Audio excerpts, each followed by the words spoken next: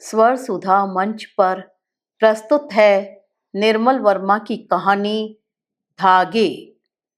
उस रात खाने के बाद कॉफी पीते हुए हम केशी के नए रिकॉर्डों की चर्चा करने लगे। मुझे तो रात को नींद नहीं आती, मैंने ग्रामोफोन लाइब्रेरी में रखवा दिया है, मीनू ने कहा। क्या वह अब भी पीते हैं? मैंने धीरे से पूछा। केशी दूसरे कमरे में है। हाँ, लेकिन मेरे कमरे में नहीं। मीनू ने दरवाजा खोलकर पर्दा उठा दिया। बरामदे के परे लॉन अंधेरे में डूबा था। एक अपरिचित सी घनी सी शांति सारे अहाते में फैली थी। हम कॉफी पी चुके थे और अपने अपने खाली प्यालों के आगे बैठे थे। मीनू कुर्सी खिसकाकर मेरे पास सरक आई। तुम्हारे हाथ बहुत ठंडे हैं। उसने मेरे दोनों हाथ अपनी मुट्ठियों में भर लिए। तुम्हें इतनी देर कैसे हो गई? शैल तुम्हारी राह देखते देखते अभी सोई है। मैं फाटक से तुम्हारे कमरे तक भागती आई थी। मैंने कहा, मैंने झूठ कहा था। मैं मीनू से यह नहीं कहूंगी कि मैं पिछले आधे घंटे से लॉन में अकेली बैठी रही थी। कहूंगी तो वह विश्वास नहीं करेगी। क्यों, तुम्हें अब भी अंधेरे से डर लगता है? मीनू हंस रही थी। उसका एक हाथ अब भी मेरी गोद में पड़ा था। बिजली की रोशनी में उसकी सफेद पतली बाहें बहुत सफेद थी, बहुत पतली थी। मुझे अजीब सा लगता, केशी इन हाथों को कैसे चूमता होगा, कैसे इन बाहों के महीन भूरे रोयों को सहलाता होगा। सुनो, परसों रात तुम क्या कर रही थी? क्यों, अपने कमरे में थी। मैंने आश्चर्य से उसकी ओर देखा। कनॉट प्लेस से घर लौटते हुए हम तुम्हारे हॉस्टल आए थे। बहका रही हो? मैंने कहा। सच आए थे, केशी से पूछ लेना। लेकिन इतनी रात भीतर कैसे आते? तुम्हारी मिसेज हैरी देखती तो हमें कच्चा चबा जाती। वह हंस रही थी। क्या तुम लोग रुके थे? हम हॉस्टल के बाहर खड़े रहे थे। तुम्हारे कमरे की बत्ती जली थी। केशी ने कई बार हॉर्न बजाया था। हमने सोचा था तुम हमारी कार का हॉर्न पहचान जाओगी, लेकिन तुमने सुना नहीं। मैं शायद सो गई थी, मुझे कुछ पता भी नहीं चला। तुम अब भी लाइट जलाकर सोती हो? मीनू ने पूछा। मिसेज हैरी कुछ नहीं कहती? यह वर्किंग वीमेंस हॉस्टल है और मिसेज हैरी कोई कॉन्वेंट स्कूल की मैट्रन थोड़ी है, मैंने कहा। मीनू समझ गई। हम दोनों को एक बहुत पुरानी घटना याद आ गई थी और हम दोनों हंसने लगे थे। उन दिनों मैं और मीनू स्कूल के हॉस्टल में रहा करते थे। कमरे में बत्ती जलाकर सोने की सख्त मनाही थी। अंधेरे में डर के मारे मेरी देह के पोर पोर से पसीना छूटने लगता था और मैं सबकी आंख बचाकर चोरी चुपके बत्ती जला लेती थी। डिनर के 2 घंटे बाद जब कभी मैट्रन कमरों का राउंड लगाने आती तो मेरा दिल रह रहकर दहल जाता। मैं आंखें मूंद कर प्रार्थना करती रहती, किंतु मैट्रन की आंखें चील की तरह तेज थी। उन्हें धोखा देना आसान नहीं था। वह बड़बड़ाते हुए मेरे कमरे में आती और बत्ती बुझा जाती, किंतु जब वह मेरे कमरे से जाने लगती तो मैं कांपते हाथों से उनकी स्कर्ट पकड़ लेती। Please matron. वह हतबुद्धि से मेरी ओर देखने लगती और झिड़कने लगती। क्या बात है, यह क्या बचपना है, वह कहती, किंतु मैं उनकी स्कर्ट पकड़े रहती और सिसकते हुए बार बार कहती, प्लीज मैट्रन, प्लीज प्लीज। सारे हॉस्टल में यही बात फैल गई थी। ऊंची क्लास की लड़कियां या मीनू की सहेलियां जब भी मुझे देखती हंसते हुए बार बार कहती, please matron, please please please. Meenu, Shimla याद आता है? न जाने कितने बरस बीत गए, मैंने कहा। हमने सोचा है अगली गर्मियों में वहां जाएंगे। केशी ने अभी तक शिमला नहीं देखा। तुम्हें उन दिनों छुट्टी मिल जाएगी? मैं मीनू को देखती हूँ, मुझे कुछ समझ नहीं आता। तुम्हें नहीं मालूम तुम कैसी हो गई हो? कभी शीशे में अपना चेहरा देखा है? हाँ, देखा है। बड़ा प्यारा सा लगता है, मैंने कहा। नहीं रूनी, मजाक की बात अलग है। तुम्हें हमारे संग चलना होगा जब से तुम जबलपुर से आई हो। लेकिन मीनू आगे कुछ नहीं बोलती। शायद आगे मौन का एक दायरा है जिसे हम दोनों छूते हुए कतराते हैं। शायद मेरा चेहरा बहुत सफेद सा हो गया है और वह डर सी गई है। मीनू कुर्सी से उठकर मेरे पास, बहुत पास आ गई उसने मेरे गले में अपने दोनों हाथ डाल दिए। उसकी आंखों में अजीब सा विस्मय है। मुझे भ्रम होता है कि वह मेरे और केशी के बारे में सब कुछ जानती है। वे बातें जो सिर्फ मेरी हैं, जिन्हें मैं अपने से भी छिपा कर रखती हूँ, किंतु वह कभी मुझसे कहेगी नहीं। वह बड़ी बहन है, इसलिए वह मार्टर है। वह हमेशा मुझे अपने से बहुत छोटा समझती रहेगी। ये कुछ ऐसे क्षण हैं जब मैं मीनू से घृणा करती हूँ, बचपन से करती आई हूँ। कमरे में सन्नाटा खींचा रहा। न जाने हम दोनों कितनी देर तक ऐसे ही बैठे रहे। तुम बुरा मान गई? उसका स्वर भीगा सा था। तुम पागल हो मीनू? इस तरह हॉस्टल में अकेले कब तक रहोगी? मैंने उसकी ओर हंसते हुए देखा। अब मुझे डर नहीं लगता। मीनू कुछ बोली नहीं, चुपचाप अपनी उंगलियों को मेरे बालों में उलझाती रही। उसकी आंखें बहुत उदास हैं। वह मुझसे बड़ी है, लेकिन ऐसा नहीं लगता कि मैं उससे छोटी हूँ।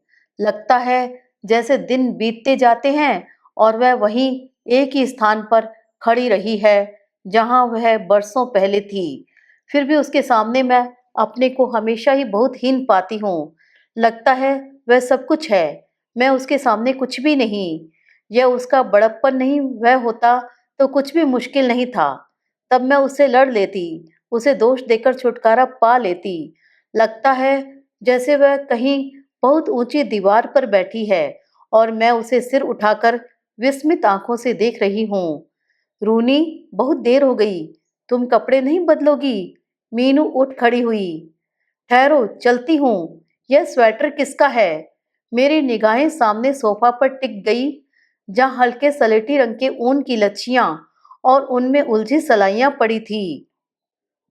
केशी का पुलोवर है, पूरी बाहों का। बुना हुआ हिस्सा उठाकर उसने मेरे हाथों में रख दिया। कैसा है? कल ही शुरू किया है। मैंने उसे छुआ नहीं। एक लंबे क्षण तक उसे अपने हाथों पर वैसे ही पड़ा रहने दिया। मेरे हाथ उसके नीचे दब गए हैं, उसके नीचे दबकर सिकुड़ से गए हैं। मीनू की स्निग्ध शांत आंख और मेरे कांपते हाथों के बीच केशी का अधबुना स्वेटर एक लंबे पल के लिए बिना हिले डुले पड़ा रहता है। मैंने आज तक केशी को फुल स्लीव का पुलोवर पहने नहीं देखा। पता नहीं उस पर कैसा लगेगा। मीनू ड्राइंग रूम में चली गई। मैं कुछ देर तक उस कमरे में अकेली बैठी रहती हूँ। सब और सन्नाटा है। केवल किचन से प्यालों और प्लेटों की हल्की खनखनाहट सुनाई दे जाती है। दरवाजे की जाली पर फीकी सी चांदनी उतर आई है। खिड़की के परे बरामदा है, लाल बजरी की सड़क है। उसके पीछे मोटर रोड को लांघकर पहाड़ी आती है, जिसके टीले लॉन से दिखाई देते हैं और लॉन में पत्तियां हैं, हवा में सरसराती घास है। तुम अभी तक यहाँ बैठी हो? मीनू के स्वर में हल्की सी झिड़की थी। मैं चौंक गई। केशी का स्वेटर अब भी मेरी गोद में पड़ा था। मीनू, क्या झाड़ियों में बेर आ गए? अभी कहाँ, कहीं दिसंबर में जाकर पकेंगे। याद नहीं, पिछले साल इन्हीं दिनों हम पहाड़ी में पिकनिक पर गए थे। बेर खाकर शैल का गला पकाया था। वे कच्चे थे। तुमने पक्के बेर नहीं खाए। बिल्कुल काफल जैसे मीठे होते हैं मीनू। शिमले के काफल याद हैं? और खट्टे दाड़ू। तुम उनका लाल रस अपनी उंगली पर लगाकर कहती थी, यह मेरा खून है, और माँ डर जाती थी। हम उस क्षण भूल गए कि इन बरसों के दौरान ढेर सी उम्र हम पर लद गई है, कि बरसों पहले उसका विवाह हुआ था और मैं एक बच्चे की माँ हूँ। हम दरवाजे पर खड़े खड़े देर तक एक दूसरे को वे बातें याद दिलाते रहे जो हम दोनों को मालूम थी, जिन्हें हमने कितनी बार दोहराया था, किंतु हर बार यही लगता था कि हम उन्हें भूल गए। हाँ, हर बार उन्हें दोबारा याद करने का बहाना सा करते थे। कल तुम्हारा ऑफ डे है, हम लोग पहाड़ी पर तैर जाएं तो कैसा रहे? सच? मैंने खुशी से मीनू का हाथ पकड़ लिया। केशी से कहेंगे वह अपना ग्रामोफोन ले चले, बिल्कुल पिछले साल की तरह। रूनी, इट विल बी वंडरफुल, सच बिल्कुल पिछले साल की तरह। पिछला साल एक ठंडी बर्फीली सी झुरझुरी मेरी पीठ पर सिमट आई वह सितंबर का महीना था। मैं शैल को लेकर दिल्ली आई थी। सब कुछ पीछे छोड़ आई थी, अपना घर-बार, अपनी गृहस्थी। सबने यही समझा था कि मैं कुछ दिनों के लिए रहने आई हूँ। कुछ दिन रहूँगी और फिर वापस चली जाऊँगी। यही सितंबर का महीना था। हम पहाड़ी पर पिकनिक के लिए गए थे, बेर की झाड़ियों के पीछे। मैंने साहस बटोरकर मीनू से पहली बार बात कही थी, जो इतने दिनों से मैं अपने में छिपाती चली आ रही थी। मीनू ने समझा था मैं हंसी कर रही हूँ, किंतु अगले पल जब उसने मेरे चेहरे को देखा तो वह चुप रही थी, कुछ भी नहीं बोली थी। एकदम फटी फटी आंखों से मुझे निहारती रही थी। कल उस बात को बीते 1 साल हो जाएगा। कल हम फिर पिकनिक के लिए जाएंगे। गेस्ट रूम की बत्ती जली है। मैं दरवाजे के पास जाकर ठिठक जाती हूँ। पीछे देखती हूँ, फाटक के पास चांदनी में मेरी छाया लॉन के आर पार खिंच गई है। लगता है रात सफेद है। बंगले की छत, दूर पहाड़ी के टीले, घास पर एक दूसरे को काटती छायाएं, सब कुछ सफेद है। घास के तिनके अलग अलग नहीं दिखते, एक हरा सा धब्बा बनकर पेड़ों के नीचे वे एक दूसरे के संग मिल गए हैं। यहाँ से उस कमरे का कोना दिखता है जिसमें मीनू और केशी सोते हैं। कोना भी नहीं, केवल दीवार का एक टुकड़ा जो झाड़ियों से जरा दूर है, लेकिन लगता है जैसे झाड़ियां अंधेरे के संग संग दीवार के पास तक खिसक आई हैं। एक क्षण के लिए भ्रम होता है कि मैं भूल से यहाँ आ गई हूँ, कि यह मीनू का बंगला नहीं है, वह लॉन नहीं है जिसके कोने कोने से मैं परिचित हूँ। जब कभी कोई पक्षी झाड़ियों से बाहर निकलकर उड़ता है, उसके डैनों की छाया घूमते हुए लहू की तरह चांदनी पर फिसलने लगती है।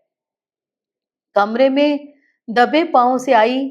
मेरे पलंग के पास शैल का बिस्तर लगा था।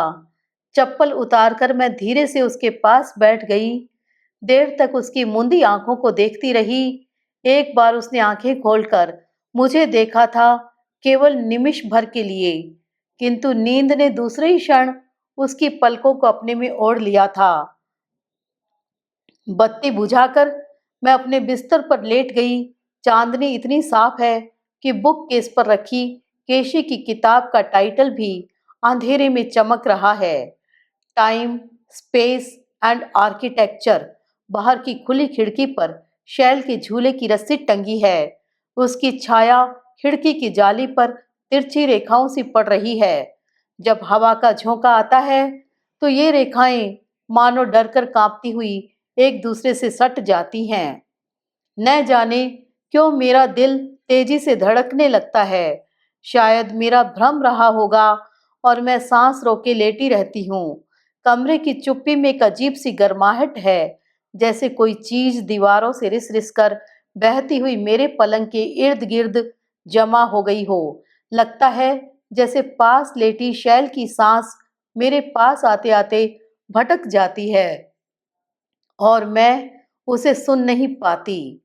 सुनती हूँ कुछ देर ठहर कर, कुछ निस्तब्ध पलों के बीच जाने के बाद दोबारा सुनती हूँ। न, पहला भ्रम महज भ्रम नहीं था। बीच के गलियारे में धीमी सी आहट हुई है। कुछ देर तक सन्नाटा रहता है। कई मिनट इसी तरह अनिश्चित प्रतीक्षा में बीत जाते हैं। बाहर का दरवाजा हवा चलने से कभी खुल जाता है, कभी बंद हो जाता है। जब खुलता है तो गलियारे में धूल से सनी पत्तियां दीवार से चिपटी हुई तितलियों की तरह उड़ने लगती हैं। गलियारे के सामने लाइब्रेरी की बत्ती जली है। खूंटी से मीनू की शॉल उतारकर मैंने ओढ़ ली। बाहर आई नंगे पांव। लाइब्रेरी का दरवाजा खुला था। टेबल लैंप के हरे शेड के पीछे केशी का चेहरा छिप गया है। सोफा पर केवल उसकी टांगें दिखाई देती हैं। सामने तिपाई पर कॉन्याक की बोतल और खाली गिलास पड़े हैं।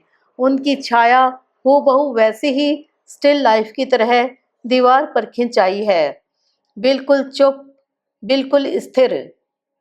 तुम अभी सोई नहीं? उसने मुझे देख लिया था। मैं कुछ देर तक चुपचाप देहरी पर खड़ी रही। इतनी रात यहाँ क्या कर रहे हो? वह सोफा पर बैठ गया। उसकी उंगली अभी तक किताब के पन्नों के बीच दबी थी। मीनू को पसंद नहीं कि मैं उसके कमरे में पीऊं। रात को मैं अक्सर यहाँ आ जाता हूँ। यहीं सोते हो?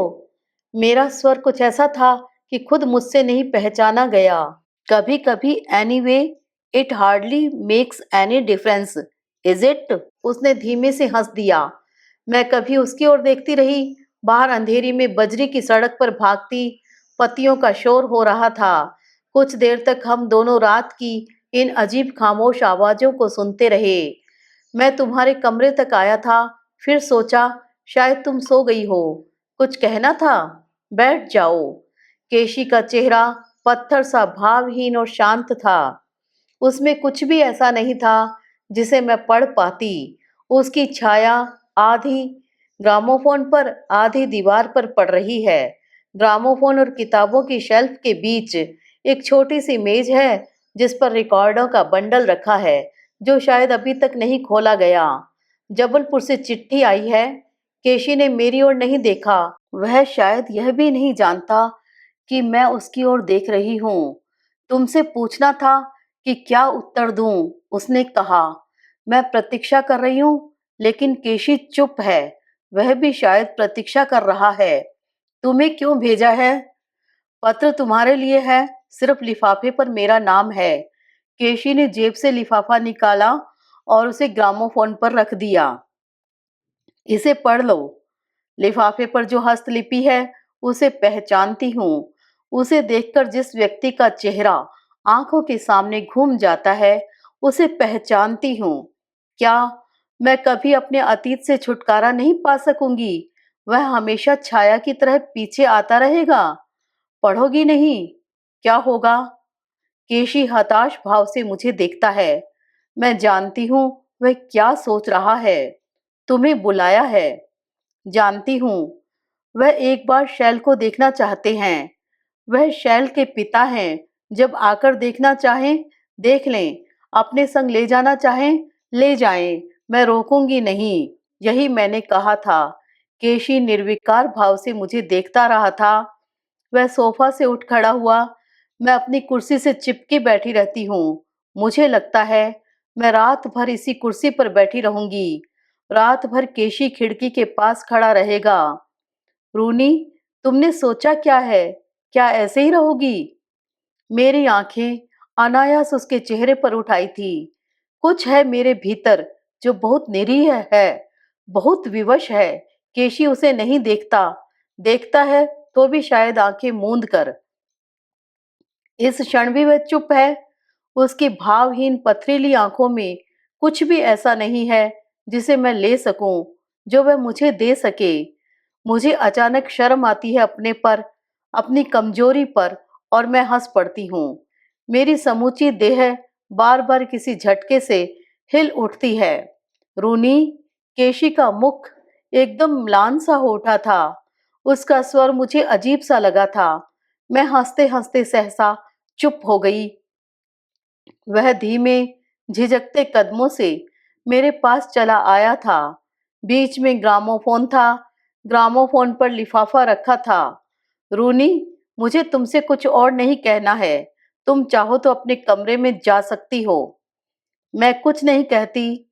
मैं सिर्फ उसकी कमीज का खुला कॉलर देख रही हूँ, जिसके पीछे उसकी छाती के भूरे बाल बिजली की रोशनी में चमक रहे हैं। दूसरे कमरे में कभी कभी सोती हुई शैल की सांसें सुनाई दे जाती हैं। उन्हें सुनकर मन फिर स्थिर हो जाता है। लगता है उन नरम सांसों की आहट ने कमरे की हवा को बहुत हल्का सा कर दिया है। सुना है तुम कुछ नए रिकॉर्ड लाए हो। हाँ, सुनोगी? अभी नहीं। शैल सो रही है। हम तुम्हारे हॉस्टल गए थे। हाँ, मीनू ने कहा था। तुमने कार का हॉर्न बजाया था। तुमने सुना था। तुम नीचे क्यों नहीं आई? हम पोर्च के बाहर खड़े रहे थे। मैं सो रही थी। मुझे लगा मैं सोते हुए सुन रही हूँ। कुछ देर तक हम चुप बैठे रहे। मुझे लगा हम दोनों किसी छोटे से स्टेशन के वेटिंग रूम में बैठे हैं। दोनों चुपचाप अपनी ट्रेनों की प्रतीक्षा कर रहे हैं। किंतु बीच के इन लम्हों को हम अच्छी तरह गुजार देना चाहते हैं, ताकि बाद में हम दोनों में से किसी को एक दूसरे के प्रति कोई गिला, कोई शिकायत न रहे। You want mind? Ronnie will you? किंतु उसने मेरे उत्तर की प्रतीक्षा नहीं की। मैंने चुपचाप सिर हिला दिया। ग्लास में कॉन्याक ढालते हुए उसने मेरी ओर देखा था। तुम्हें बुरा तो नहीं लगता रूनी? उसका स्वर बहुत धीमा सा कोमल हो आया था। मीनू को बुरा लगता है। रात को वह मुझे अपने कमरे में नहीं पीने देती। मैं चुपचाप उसकी ओर देखती रहती हूँ। लगता है इस क्षण भी जब वह मेरे सामने तिपाई पर झुका हुआ पी रहा है, उसमें कुछ ऐसा है जिसमें केवल होने भर का आभास होता है, किंतु जो उंगलियों में आता आता फिसल जाता है। मैं उसका गोल पीला चेहरा, गालों की चौड़ी उभरी हुई हड्डियां, तनिक गहरी उदास आंखें देख सकती हूँ। सिर के बाल धीरे धीरे उड़ते जा रहे हैं, जिनके कारण माथा बहुत ऊंचा दिखाई देता है। कुछ चेहरे होते हैं जो तुरंत अपना प्रभाव अंकित कर जाते हैं। केशी का चेहरा ऐसा नहीं था। उसमें कुछ भी ऐसा नहीं था जो दृष्टि को रोक सके, एकाएक स्तंभित कर सके। वह चेहरा बहुत पुराना है, जिसे देखना नहीं होता, केवल पहचानना होता है। यह अजीब है, किंतु जब कभी मैं उसके चेहरे को देखती हूँ, पुराने पत्थरों पर खुदा हायरोग्राम याद हो आता है, बहुत दूर किंतु पहचाना सा।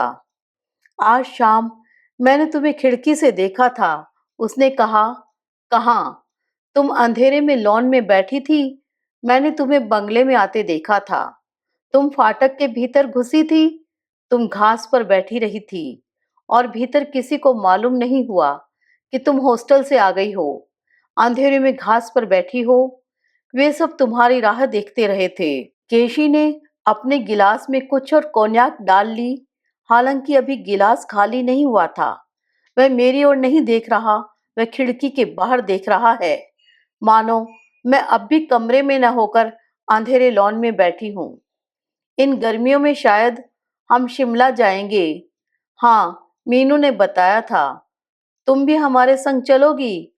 मैं हंसने लगती हूँ, फिर हम खामोश हो जाते हैं। बाहर गलियारे में एक छोर से दूसरे छोर तक सूखे पत्ते भाग रहे हैं। हवा से दरवाजा कभी खुलता है, कभी बंद होता है। केशी, एक बात पूछूं? क्या रूनी, तुमने मुझे वह पत्र क्यों दिखाया? क्या तुम सचमुच सोचते थे कि मैं वापस लौट जाऊंगी? यह तुम्हारी इच्छा है रूनी, और तुम?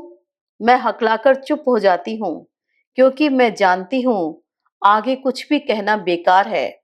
लगता है हम दोनों एक ऐसी स्थिति में पहुंच गए हैं जहां शब्दों के कोई अर्थ नहीं रह जाते, जहां हम बिना सोचे समझे एक दूसरे से झूठ बोल सकते हैं, क्योंकि झूठ कोई मानी नहीं रखता। लगता है शब्दों का झूठ सच हमसे नहीं जुड़ा है, वे अपनी जिम्मेदारी पर खुद खड़े हैं। उस क्षण मुझे पहली बार पता चला कि जो शब्द हम बोलते हैं, वे कभी कभी अपने में कितने अकेले हो जाते हैं। केशी ने धीरे से गिलास उठाया। गिलास के कांच और उंगलियों के बीच रोशनी का धब्बा कोन्याक पर धीरे धीरे तिर रहा है। तुम यहाँ हॉस्टल में कब तक रहोगी? मैं धीरे से हंस देती हूँ। तुम मेरे बारे में कब से सोचने लगे केशी? कोन्याक पर केशी की आंखें स्थिर हैं, माथे पर पसीने की हल्की झाई उभर आई है। उसके होठ गिलास से चिपके हैं। वह पी नहीं रहा।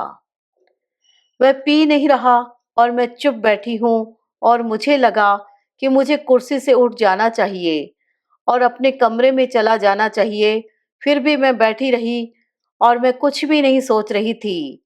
और मुझे जरा अजीब लगा था कि मीनू अपने कमरे में सो रही है और इतनी रात गए मैं केशी के कमरे में बैठी हूँ, और दूसरे कमरे में शैल है, जो कल मुझे अपने बिस्तर के पास देख हैरान हो जाएगी।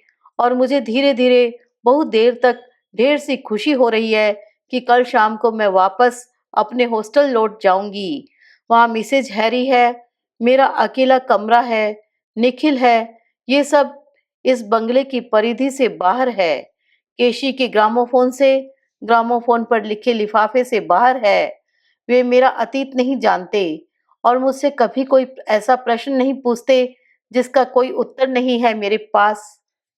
निखिल केशी से कितना अलग है। निखिल का संबंध बहुत सी चीजों से है। यदि हम उन्हें समझ लें तो निखिल को जानना सहज है। केशी निखिल नहीं है। उसके डिजाइन, उसके रिकॉर्ड सब उससे अलग हैं। उसे समझने के लिए केवल उसके पास ही जाया जा सकता है और वह चुप है। मैंने एक बार केशी से पूछा था कि वह आर्किटेक्ट है, उसे क्लासिकल म्यूजिक से इतना लगाव कैसे उत्पन्न हो गया।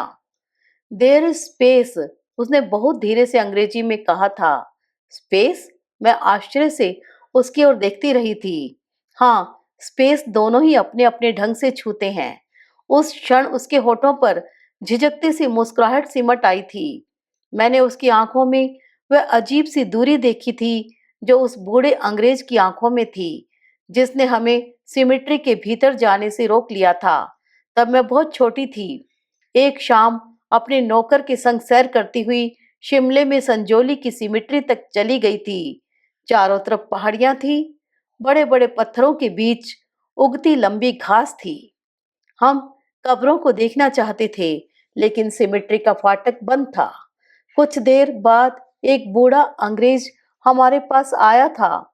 उसने हमसे पूछा था कि हम वहां सिमिट्री के सामने क्यों खड़े हैं, इसका फाटक क्यों बंद है। मैंने पूछा था, हमेशा बंद रहता है।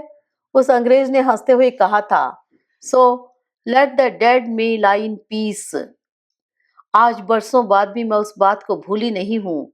आज भी जब कभी केशी स्पेस की बात करता है तो उसकी आंखों में वही आलंघ्य अपरिचित दूरी का सा भाव घिर आता है जो बरसों पहले मैंने उस अंग्रेज की आंखों में देखा था। और मुझे लगता है कि सामने बंद फाटक है जो कभी कोई नहीं खोलेगा। कब्रें हैं, पहाड़ी हवा है और पत्थरों के बीच लंबी घास है जो हवा में कांपती है, धीरे से मेरे कानों में कह रही है, let the dead lie in peace. गलियारा पार करके मैं अपने कमरे में लौट आई थी। अपने बिस्तर पर लेट रही थी। न जाने कितने मिनट गुजर गए। देर तक लॉन में झिंगुरों का स्वर सुनाई देता रहा। पर्दे के रिंग चांदनी में बड़े बड़े छल्लों से चमक रहे हैं और जब हवा चलती है तो धीरे से खनखना उठती हैं। केशी के कमरे की बत्ती का आलोक अध खुले दरवाजे से निकलकर मेरे संग संग भीतर चला आया है। बंगले के परे, लॉन के परे पहाड़ी मौन है। इस समय भी वहां चांदनी फैली होगी।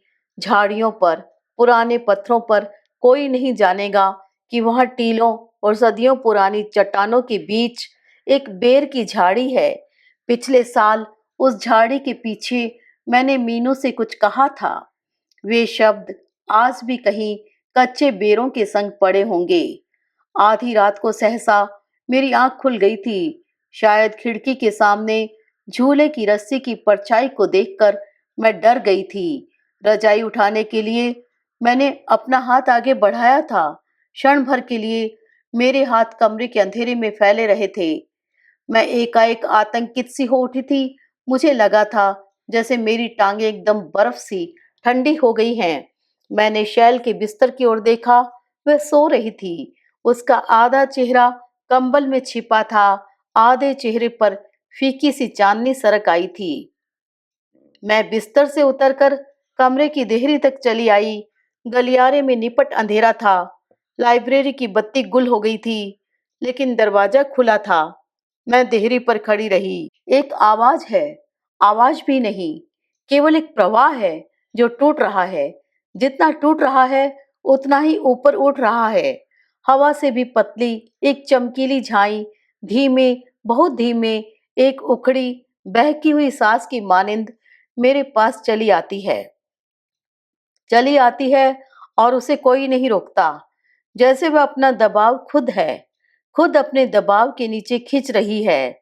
लगता है जैसे हवा स्वयं एक घूमते हुए घेरे के बीच आ गई हो, भूल से फंस गई हो और उड़ने के लिए, उस घेरे से मुक्ति पाने के लिए अपने पंख फड़फड़ा रही हो।